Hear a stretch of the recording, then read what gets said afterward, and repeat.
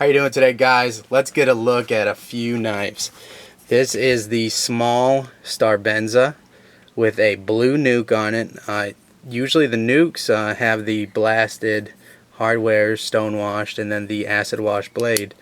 This project we went a little bit different on. I think it fits the blue nuke really well. It's a different look. It's still very rough and industrial looking. It's the same as my regular nuke finish, but we just left all the hardware factory.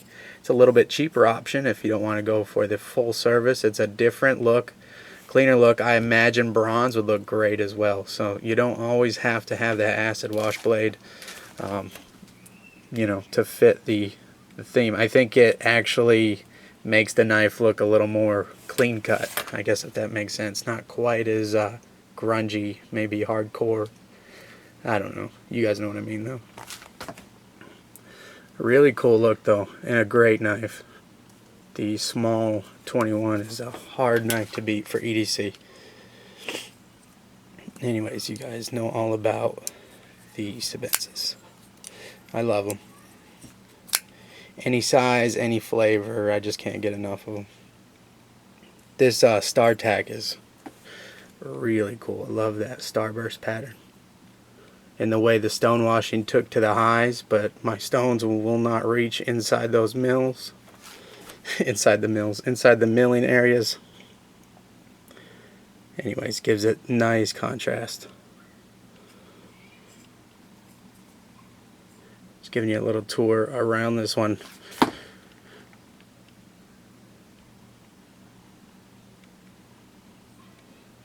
Cool. It was a fun one to do. And it's a little bit cheaper too, so if you don't want to spend all the money on the full nuke service, this is another option that looks great as well. The same owner sent this one in as well. I believe this is Snakewood. A first for me. This was a real tough one to do because I've heard on the forums, well gosh, I haven't been on the forums probably 3 years or so now, but I know a lot of people are concerned about the inlays coming out. I will tell you that these inlays, per Chris Reeve, there was a post on there many years ago, anyways, will break usually before they come out. So I could not take these inlays out. What I mean, to elaborate a little bit, these are held in, now I'm going to forget the actual 3M tape, VBF tape or something like that. That's just going off my memory. And it's really strong stuff. It's some of the tape that they use to hold glass in the skyscrapers. So do not be concerned that adhesive used in that tape is ridiculously strong. So anyways, these, long way around saying, I had to mask off these inlays. Because if you guys know, the wooden inlay Sebenzas are a satin finish on top. And they're satin, and then at that lock bar it goes, that little mark right there goes blasted. So I had to blast the whole knife to do the nuking on it. We double nuked it. And then because it was ironwood, or this is not ironwood, I believe it's snakewood. I didn't ask the owner. I had to blast it to do the nuking, obviously. So, and then we double nuked it. So in the right light, you can see there is all that shiny, the double nuked look. It's hard to catch on camera here, and my lighting is terrible. Anyways, then we blasted all the hardware, tumbled it, and then acid stone washed the blade, mashing thumb stud to the scale. And I think it turned out really well. When I had first heard of this project, we were discussing it a little bit, I was like, I don't know if it's going to work out. I mean, I didn't say that, but I've never nuked a wooden Sebenza, so I didn't know exactly how it would look. But once I got it in hand and seen the color tones of this wood here, I knew I'd be able to bump up the voltage just a little bit and pull some reddish hues, almost purpley hues, but it's still bronze, and match the tones to that wood. So again, in real life, and another shout out to my Instagram channel, JohnsonKnives, you will see much better daylight pictures of this, and you'll see how this is a little more of a reddish type tone. And to just show you the difference between what my normal Nuke bronze looks like this.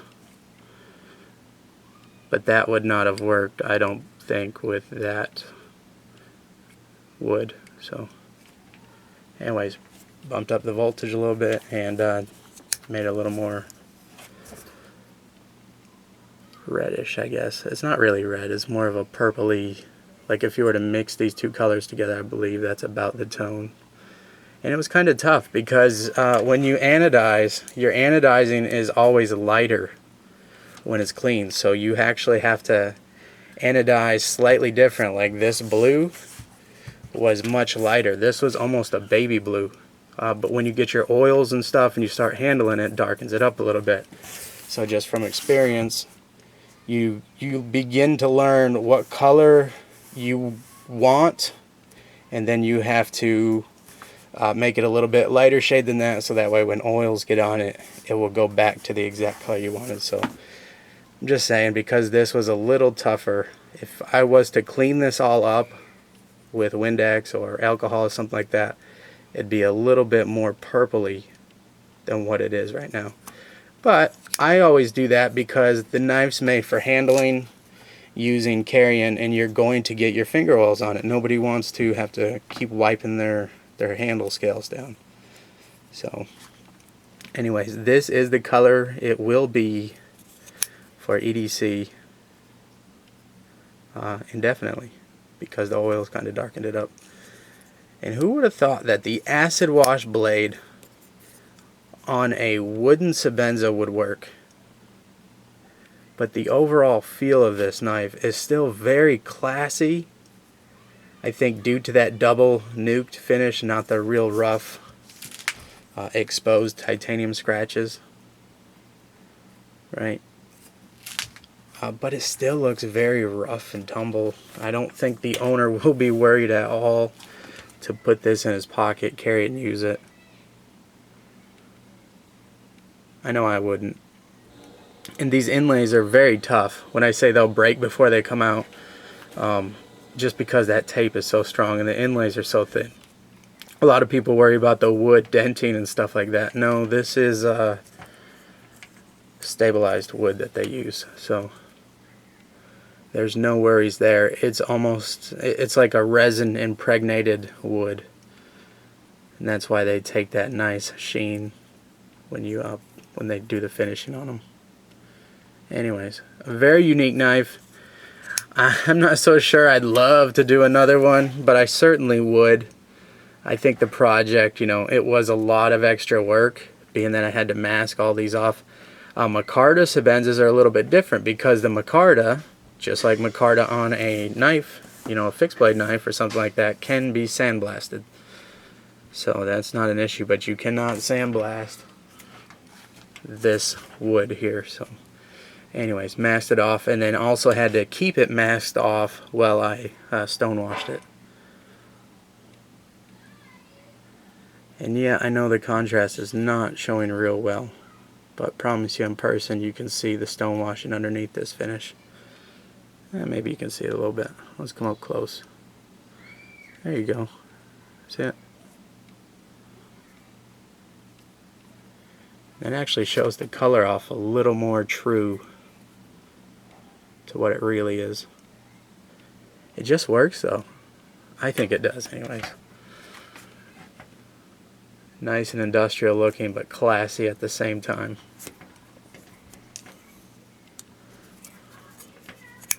I don't want to flick somebody else's knife, but anyways. What a fun knife.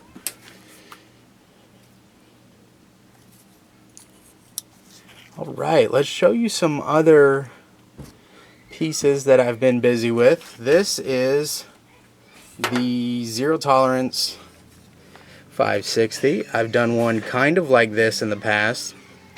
Difference with this one, has titanium aftermarket hardware.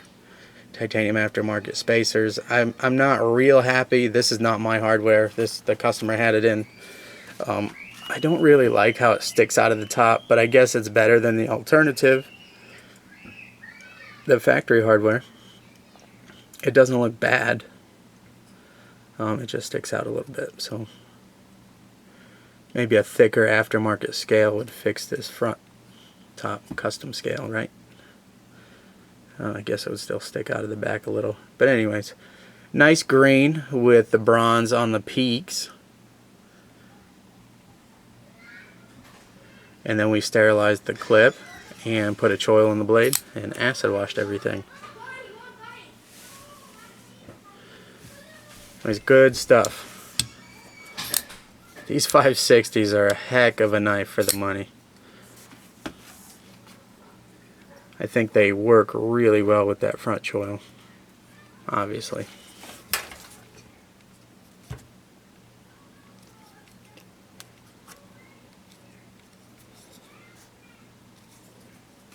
Green is too cool. Green and bronze just work so well together.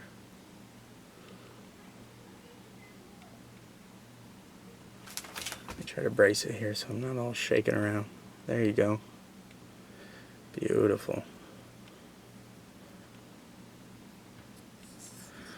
Alright, on to some other oddities. Here is a Jens Anzo carabiner that I double nuked to match a client's. He had sent in an 801. I don't know if I put that up on YouTube or not.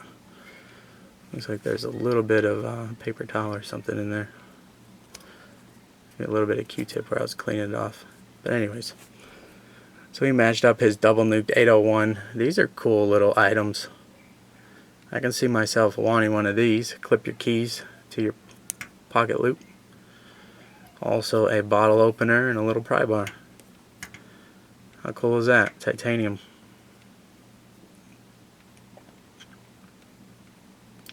So now he'll have a matching set. We're going to get those out in the mail tomorrow. And also, this owner, who owned both of these, had sent in this for a little refurb. This is the Surge small dog tag. Well, I guess they're all small. And if I'm not mistaken, Spyderco is going to make a production model of this. And I don't know, cool little item. Somebody had heavy thumbed it. I don't believe the owner did when he got it. It was had a little swing mark on it right here, like a scratch mark where somebody pushed down too much. So that clearance is real tight right there. You see it right there. So if you open up that blade one-handed and you push down just a little bit too hard, you will scratch the anodizing. So while it was here, I just went ahead and re-acid washed it. It already had that little character mark in there. But anyways, re-acid washed it and re-blasted all the titanium and then refurbished it. So got the double nuke finish on the bronze. The hardware was already bronzed. Looks like it was heat anodized by Surge. What a cool little knife. Very expensive. Last one I seen, I believe they're like $400 or $500. Correct me if I'm wrong in the comments below, but they're custom one-off pieces, and I don't think he makes many of them. Very desirable, very collectible, and very cool. You can see this is the pressure, like the pressure bar, has the detent on it, and it clicks in the detent closed, and it's a very strong detent to keep it closed.